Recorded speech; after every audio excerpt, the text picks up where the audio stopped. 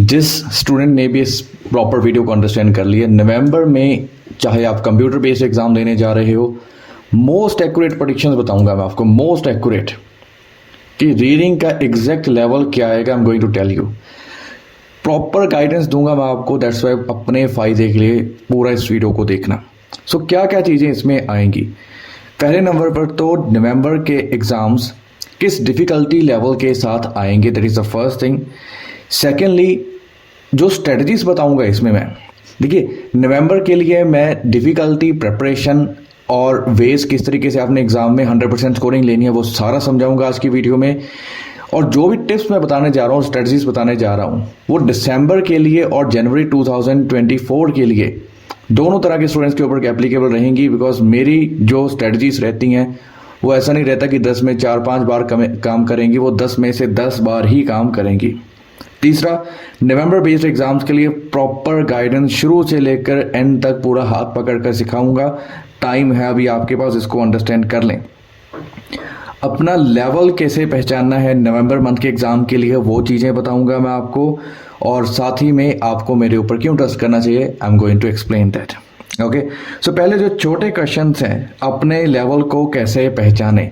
तो मैंने ये वाला जो रियल एग्ज़ाम पीडीएफ, ये वाला जो पीडीएफ है मैंने ऑलरेडी करवाया हुआ था जो 28 अक्टूबर को है। तो साथ ही में इसका भी आंसर देता हूँ कि why should trust me, because मैं 3 वे मेथड को यूज़ करता हूँ, 3 वे मेथड। पहले तो जो स्ट्रेटजीज करवाई जाती हैं आपको, जो मैं बताता हूँ यूट्यूब के ऊपर, प्लस जो ज़्यादा डिटेल में क्लासेस में पॉसिबल हो पाती हैं, वो हर बार काम करती है। सेकेंडली, करवाया हुआ मटेरियल वही करवाने की कोशिश करता हूँ जो आपको 100% आए।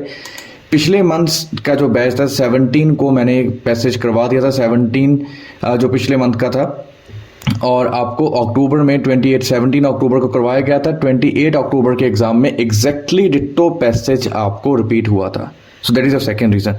थर्ड नंबर पर जिस टाइप की वोकेबलरी मैं आपको करवाता हूँ 100% वहीं पर ही आंसर आएगा ही आएगा। सो 3 वे मेथड स्ट्रेटजीज आपकी 100% काम करेंगी।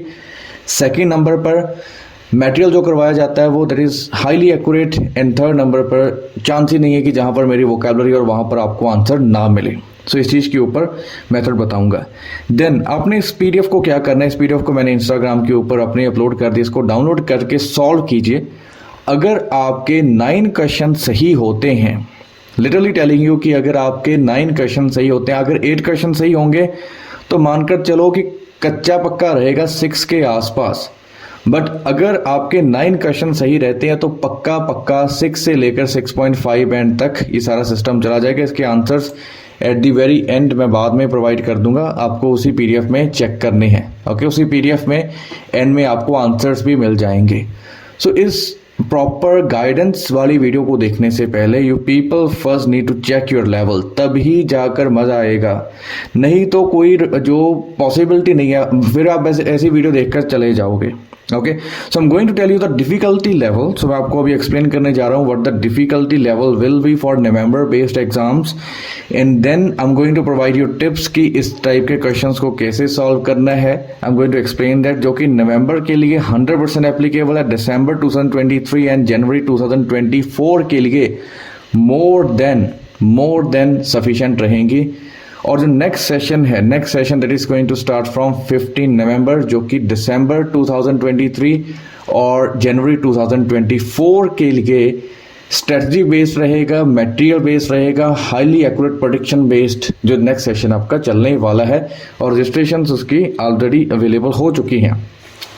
सो पहले बताता हूं मैं आपको what is the difficulty level for November based exam. So difficulty level समझने के लिए आपको 3 चीजें समझनी जरूरी है कि रीडिंग की डिफिकल्टी कहां से आती है। सो पहली डिफिकल्टी आती है कि आपकी वोकेबलरी बेस्ड, मतलब कि सारा का सारा पैसेज बेस्ड ऑन वोकेबलरी जा रहा हो। सेकेंड नंबर पर स्ट्रेटजीज बेस्ड, कि उसमें सारा का सारा क्वेश्चन स्ट्रेटजी बेस्ड जा रहा हो। तीसरा क्वेश्चन चला जाता है बेसिक इंग्लिश। बेसिक इंग्लिश का मतलब आ जाता है कि very simple stuff, know kind of vocabulary is being use, किसी टाइप की वोकेबलरी यूज नहीं की जा रही है, कोई हाई पावर वोकेबलरी नहीं है, but question is being tricky. So tricky questions की तरफ चल रहा है। सो वोकेबलरी बेस्ड क्वेश्चन मतलब कि 13 में से कितने क्वेश्चंस वोकेबलरी बेस्ड हैं। दिक्कत क्या आ जाती है, अगर ज्यादातर क्वेश्चंस वोकेबलरी बेस्ड हो जाए then the question level is high. सारे क्वेश्चन स्ट्रेटजी बेस्ड तो चलेंगे ही चलेंगे। और थर्ड नंबर पर इंग्लिश, बेसिक इंग्लिश आ जाती है, उसमें कुछ खास वोकैबुलरी नहीं होती, बट उसमें ट्रिक्स का यूज़ करते हैं वो, और जो स्टूडेंट को स्ट्रेटजी और वोकैबुलरी आती होती है वो भी उसको अंडरस्टैंड कर लेते होते हैं। तो मैं आपसे एक ही क्वेश्चन पूछूंगा, मैं कुछ वर्ड्स को हाईलाइट करूंगा, जैसे कि यहाँ पर मैंने कोप वर्ड को हाईलाइट किया, समझते जाओ। That's why I am saying कि जो पूरी वीडियो देखते हैं उन्हीं का एग्जाम क्लियर होता है। इससे मेरा कोई लालच नहीं है, मेरी जो स्ट्रेंथ लग रही है इस वीडियो को बनाने में, मेरा पर्पस यही है कि अगर मेरा जोर लग ही रहा है इतना तो फायदा ही हो जाए किसी का। Okay, so that's my only purpose. बाकी आपके ऊपर डिपेंड रहते हैं सारी चीज़ें, ठीक है।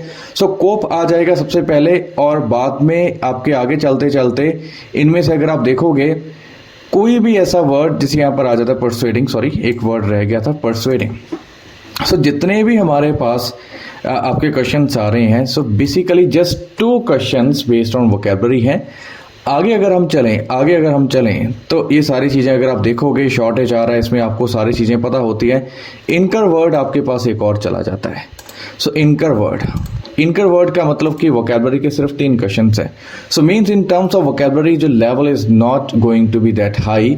आपके अगर 13 क्वेश्चंस आते हैं तो उसमें से 3-4 क्वेश्चंस आपके वोकैबुलरी बेस्ड रहेंगे, कि मतलब अगर आपको वोकैबुलरी आती है तो आपके 3-4 क्वेश्चंस एक्स्ट्रा सही हो जाएंगे। बट बहुत सारे स्टूडेंट्स ऐसे होते हैं जो कि एक आधे नंबर के पीछे रह जाते हैं।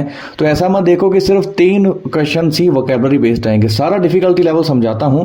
सो 3 क्वेश्चन वोकैबुलरी बेस्ड आएंगे। आप ये मानकर चलो कि अगर वही वोकैबुलरी आपके 3 क्वेश्चन ही एक्स्ट्रा सही हो जाए, आप अगर बाई चांस एक आधे नंबर से रह रहे हो तो ये 3 नंबर नहीं है, आपके लिए पूरा आधा और एक बैंड भी हो सकता है। दैट्स वाई जो मेरे इंस्टाग्राम के ऊपर जो फर्स्ट आपकी गाइडेंस की, जो मैं पहली चीज़ टिप्स बताने से पहले, स्ट्रेटजी से पहले जो फर्स्ट गाइडेंस है, जो समझ गए वो एग्ज़ाम क्लियर कर गए, वोकैबुलरी पड़ी हुई है इंस्टाग्राम के ऊपर जाकर वहाँ पर उसको देख लें। 9 से 10 डेज़ की वोकैबुलरी वहाँ से, उसमें से 7 डेज़ की पड़ी है, फ्री वोकैबुलरी है, आपके पास टाइम है, जो कर लेगा वो तर जाएगा। ओके, सो वोकैबुलरी मतलब कि वोकैबुलरी इंटेंसिव नहीं रहेगा। नाउ बेस्ड ऑन स्ट्रेटजीज की भी मैं बात करता हूँ। इन क्वेश्चंस में बेसिक इंग्लिश का यूज़ किया हुआ और ट्रिकी क्वेश्चन जो इसमें यूज़ किया हुआ है वो सिर्फ और सिर्फ जस्ट 1 क्वेश्चन है, जस्ट 1 क्वेश्चन ट्रिकी। ओके, मतलब कि हमारे पास जो कॉन्सेप्ट चल रहा है वोकैबुलरी बेस्ड और इसके बेसिस पर, सो सारा का सारा क्वेश्चन जब स्ट्रेटजी बेसिस पर क्वेश्चंस आते हैं ना, देन हमारे लिए आसान हो जाता है। ऐसा क्यों हो जाता है? स्ट्रेटजी बेस इसलिए आसान हो जाता है क्योंकि एग्जामिनर गलती से भी गलत चीज़ नहीं लिख सकता, एग्जामिनर ग्रामर गलत नहीं लिख सकता। आपकी रीडिंग बन रही है तो ऐसा नहीं कि आपको गलत करवाने के लिए वो गलत ग्रामर का यूज़ कर देगा, गलत sentence formation. So strategy is going to work very well. तो जितने भी नवंबर बेस्ड एग्जाम चले जाएंगे उनमें से आपके 80% एग्ज़ाम, जैसे 80% आई मीन टू से कि 4 एग्ज़ाम चलते हैं पेन और पेपर बेस्ड, उसमें से 3 एग्ज़ाम बहुत ही इजी आने वाले हैं, बहुत ही इजी आने वाले हैं, ठीक है। और जो कंप्यूटर बेस्ड जो कि हर रोज़ ही चलते रहते हैं, even for those cases 80% of the exams are going to be easy. So reading, जिन लोगों को स्ट्रेटजी आती है अकेली, those people who understand the strategy, okay, easy का मतलब नहीं कि आप वैसे ही चले जाओगे उठकर और वहाँ पर अपने आप ही आंसर्स आ जाएंगे। Those people who understand strategy very well, as I am going to explain in this particular video about these type of questions, जो कि आपको रीडिंग में आने ही आने हैं। ये वाले क्वेश्चंस आपकी रीडिंग में आएंगे। Which paragraph contain the following information के क्वेश्चंस आपको अपने रियल एग्जाम रीडिंग्स के 4 में से 3 में, क्या मेरे जो इस प्रेडिक्शन के अकॉर्डिंग 4 में से 4 बार ही आएंगे। अगर कंप्यूटर बेस पर हो तो आपके सारे के सारे में ही पूछे जाएंगे, किसी एक आधे को लीव आउट करके। Otherwise these questions are going to repeat a lot, बहुत सारे ये क्वेश्चंस रिपीट होंगे, इनको अंडरस्टैंड कर लो। ओके, तो अभी तक हमने क्या किया? सो नवंबर बेस्ड जो difficulty level that we are trying to understand is कि अगर आप 9 क्वेश्चन सही करते हो in these type of questions, so आपका एग्जाम में 6.5 बैंड तक आने के चांसेस एक्सट्रीमली हाई है। 6 तो पक्का ही है, 6.5 एक्सट्रीमली हाई है। उसको मेरी जो इंस्टाग्राम के ऊपर जाकर आप डाउनलोड कर सकते हो। सेकंड नंबर पर questions are going to be based on strategy. So those people who understand strategy very well, those who understand what is the concept behind solving these type of questions, those students would be able to get at least 6.5 and नहीं आता it's okay, मैं समझा रहा हूँ, okay नहीं आ रहा मैं समझा रहा हूँ।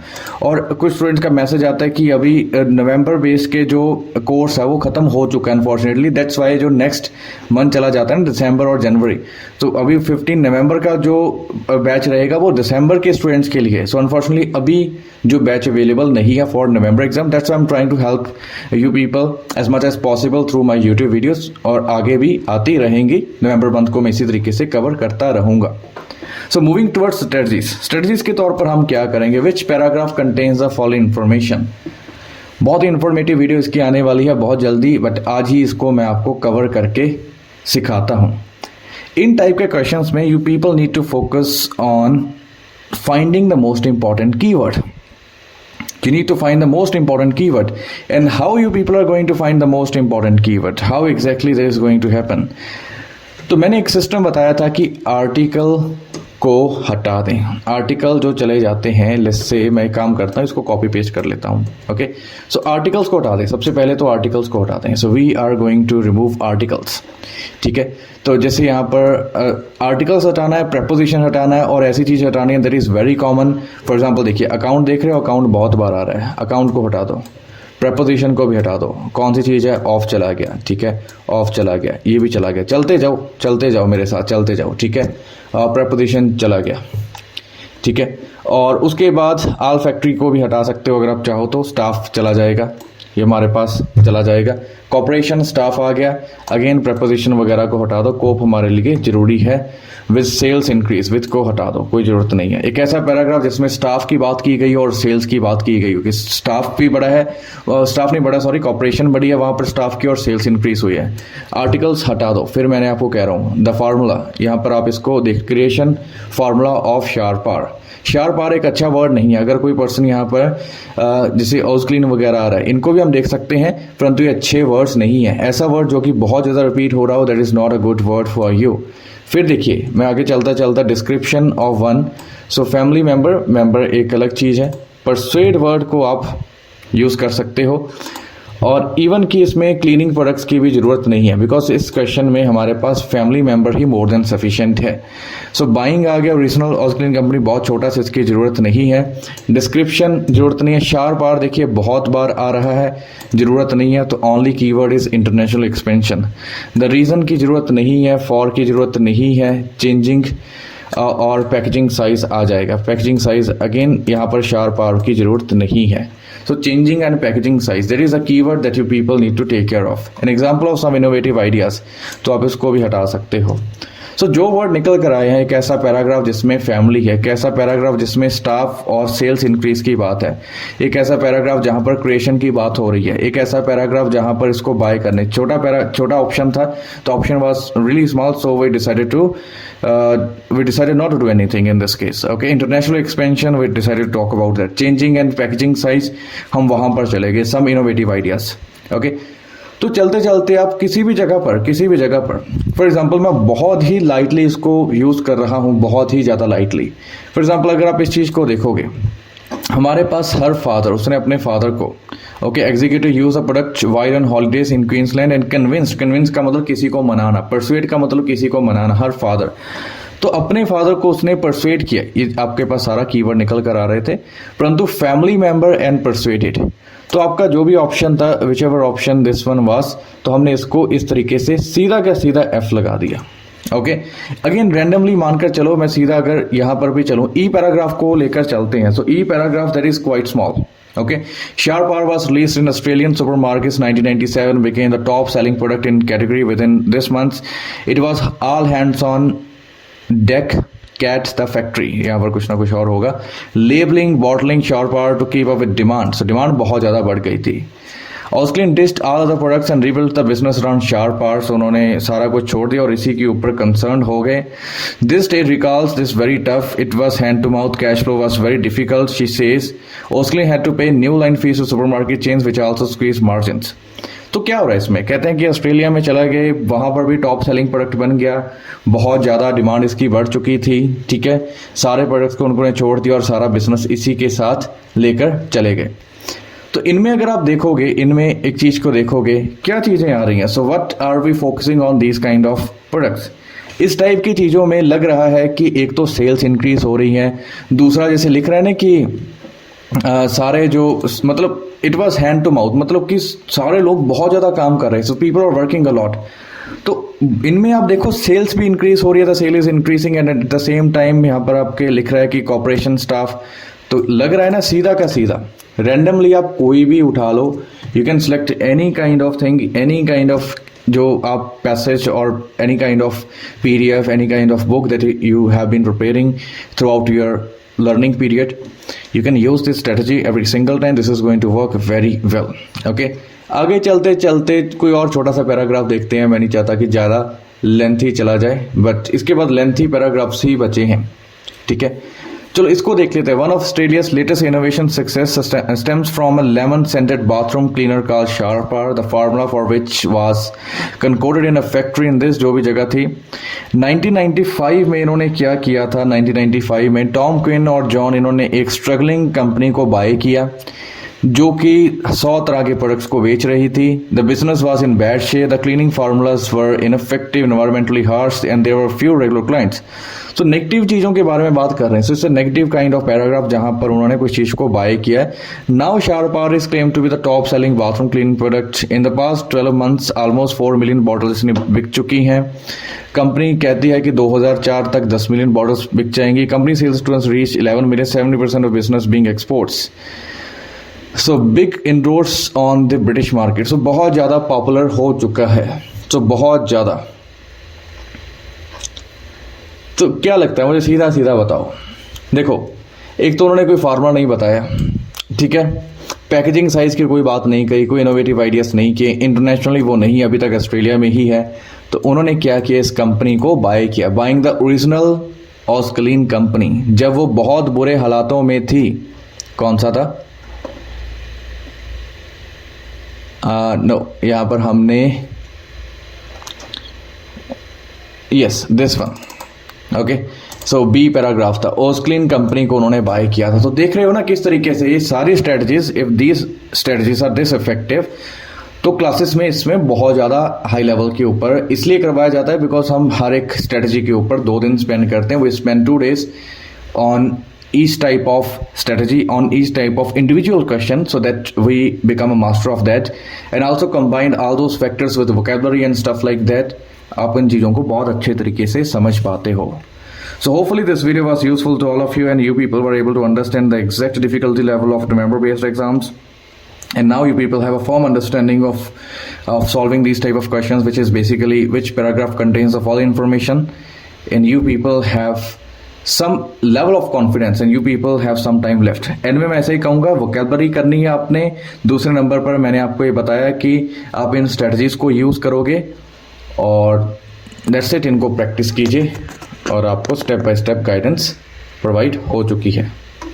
Thank you so much. और जिन्होंने पूरी वीडियो को देखा, स्कोरिंग आपकी आनी लाजमी ही लाजमी है। ज़रूर बताना जिन्होंने पूरा देखा, देखते हैं कि कौन खास लेवल के तौर पर चलता है। इतने टाइम तक किसी के पास पेशेंस नहीं है, ज़िंदगी अपनी होती है आपकी खुद की, बट काफ़ी लोग अपनी ज़िंदगी के लिए भी यहाँ तक नहीं पहुँच पाते हैं। So if you have gone to this level, congratulations, you are different from others.